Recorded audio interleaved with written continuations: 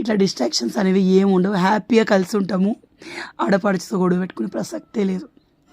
So మా side అట్లా ఏమనుకుంటామంటే ఆడపడుచు హ్యాపీగా ఉంటే మనం ఇంకా హ్యాపీగా ఉంటాం అని చెప్పేసి. సో మా అత్తయ్య నేను అదే ట్రస్ట్ చేస్తాం. నేను మా అత్తయ్య దగ్గరే నేర్చుకున్నాను అనమాట. సో మాకంటూ పర్సనల్గా ఏ గొడవలు లేవు. వాళ్ళ బిజినెస్ రమ్య వెస్టేజ్ బిజినెస్ చేస్తుంది కదా. సో వాళ్ళు బిజీ ఉండడం వల్ల నాలా ఎక్కువ రోజు వచ్చి ఉండే టైం తనకు ఉండట్లేదు అనమాట గాలిపేల్లో. సో అత్తయ్య నేను మినుములు తెచ్చాను కదా, వాటిని పోటు పెడుతుంది అనమాట. మా అత్తయ్య నిజంగా ఎంత కూడా విసుక్కోకుండా ఏ చిన్న విషయం అడిగినా వేస్తారు. బాగా అనిపిస్తుంది అప్పుడు నాకు. సో ఆ మినుములు ఇట్లా విసిరి పోపు పెడతా ఉంది నేను వచ్చేవరకే. సో నేనేంటంటే అత్తమ్మ నేను కూడా విసిరేదాన్ని కదా అంటే, నువ్వు కూడా విసురుద్దా బిడ్డ అని చెప్పి అంటా ఉంది. సో వచ్చిన వెంటనే నేనైతే కొంచెం అన్నం తిన్నాను. సో మా ఇంట్లో నేను అన్నం తింటాను, బట్ మా అన్న వాళ్ళు చాలా మెత్తగా తింటారు అనమాట అన్నం.